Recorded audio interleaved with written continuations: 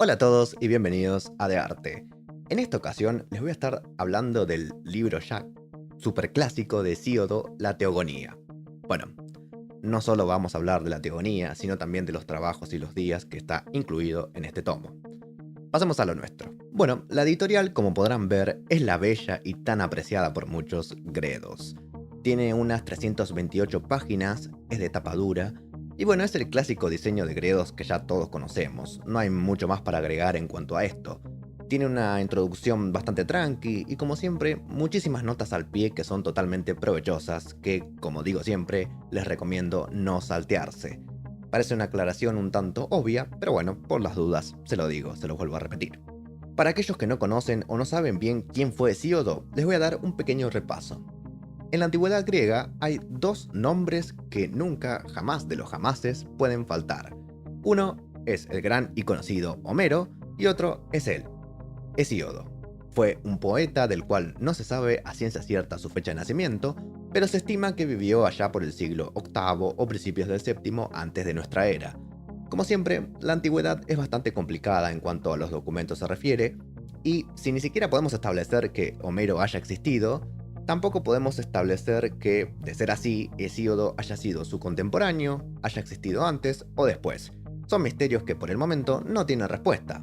Pero hay fragmentos que parecen indicarnos que al parecer fue posterior a Homero. De hecho, participó en unos certámenes poéticos en Calcis, de los cuales resultó ganador. Con respecto a su trabajo, su obra más reconocida, no quiero decir más importante porque toda lo es, pero la que más suena a todo el mundo es la Teogonía, seguida de Los Trabajos y los Días. En este video vamos a hablar de ambas, así que pasemos directamente a eso. Vamos primero con la Teogonía. Esta es una obra que por primera vez, y a diferencia de lo hecho por Homero en la Ilíada o la Odisea, nos va a poner de relieve un orden. Esto va a ser central en la Teogonía, que dicho sea de paso, vendría a significar algo así como el origen de los dioses. Hesíodo se va a proponer ordenar el cosmos y darnos una genealogía de los dioses. Recuerden que en Homero los dioses aparecían y ya, ¿no? Sabíamos algún que otro dato de alguno, pero no teníamos nada ordenado como lo que se nos va a presentar acá. Así es como entonces vamos a encontrar muchos mitos de por sí ya súper conocidos en la cultura popular, como por ejemplo el mito de Prometeo o el nacimiento de Zeus y su relación con Cronos y Gea, entre tantos otros. La teogonía se va a dividir entonces en dos partes, la segunda con muchas más subdivisiones podría decirse, y en la primera vamos a tener el proemio, que va a ser más que nada una introducción al poema. Esto es muy típico de la épica, recuerden las famosas frases iniciales de la Ilíada, canta, oh musa, la cólera del peli de Aquiles, etcétera, etcétera. Bueno, acá en Hesíodo comenzará su relato con un himno a las musas del monte Helicón y luego otro a las musas del Olimpo. Es en este último que tendremos una entrada más bien efusiva, digamos. Luego, se va a dividir la obra en lo que es ya directamente el inicio de todo, con el caos y Gea, por ejemplo, por lo cual pasaremos a conocer el inicio de esta cosmogonía. Luego vendrán los dioses y sus generaciones y finalizaremos con otros proemios y la unión de diosas con los hombres. Es una obra que se disfruta mucho si ya venís interesado en la mitología griega.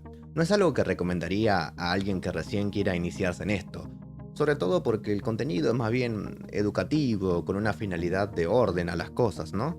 En Homero, a pesar de todo, y haciendo grandes salvedades, quiero aclarar bien esto, se puede tomar más bien como una lectura de entretenimiento. No sucede esto con la obra de Hesíodo. En el apartado de las conclusiones voy a hablar un poquito más ampliamente de esto. Pasemos ahora entonces a los trabajos y los días. Esta obra es muy diferente a la teogonía. Si bien también busca el orden, acá ya no vamos a hablar tanto de dioses y esas cosas, tampoco es que no lo sabrá, pero se puede pensar más como mitos en favor del logos. Porque, ¿qué es lo que nos va a contar Hesíodo ahora? El poema va a estar dirigido al hermano de Hesíodo, Perses, a quien le dirá cómo se debe llevar a cabo el trabajo de la tierra, cómo se debe buscar nuevas tierras, cómo es la vida, etc. Son especies de consejos para lo que Hesíodo considera el justo orden, digamos. Podemos ver, por ejemplo, en una ocasión cómo le recomienda a su hermano tener cierta cantidad de hijos. Si mal no recuerdo, es uno solo, viendo la importancia de reproducirse, pero que tampoco en exceso, porque esto generaría problemas económicos debido a lo que es el tema de la herencia. La tierra se heredaba y piensen que al morir el padre, la misma se repartía entre los hijos o el hijo. Entre más tengan, mayor va a ser el reparto de la porción de tierra, por lo cual entonces la misma se va a ir haciendo más y más pequeña dependiendo de la cantidad de hijos que tenga uno. Esto va a ser de hecho uno de los grandes problemas del mundo griego posterior. En fin, de eso es lo que se hablará en los trabajos y los días, que como dije anteriormente, si no le recomiendo a todo el mundo la teogonía, mucho menos los trabajos y los días. Es disfrutable, a mí me sirvió, siento que me aporta porque me interesa muchísimo la antigüedad clásica, pero no creo que sea una lectura para todos, porque si no te interesa esto, no vas a disfrutar nada, básicamente. Bien, para ir terminando, vamos a los comentarios finales. Como les dije, el orden es algo muy importante en la obra de Hesíodo. Piensen que si bien en la teogonía y en los trabajos y en los días hay una marcada diferencia en el uso de los dioses y las figuras mitológicas, sí está presente el tema del orden en ambas. ¿Y quién vendría justamente a ordenar todo? Pues nada menos que Zeus. Él es quien le dará un orden a todo en la obra de Hesíodo. Se parte del caos mismo para llegar a ordenar tanto el mundo celestial, por así decirlo, el mundo divino, pero también el terrenal, porque los consejos a Perses van a estar justificados en mitos, en fábulas, van a ser historias que ayudarán a que Perses se mantenga en el buen camino. Por ejemplo, diferente es el mito de Prometeo en la teogonía que en los trabajos y los días. La finalidad es otra, parecidos, pero otra. ¿Y de dónde vienen todas estas ganas de poner orden? Bueno, pensemos que se lo ubica a Hesíodo entre el siglo VIII y VII. Son épocas bastante oscuras para Grecia. Se está recién saliendo de esa oscuridad.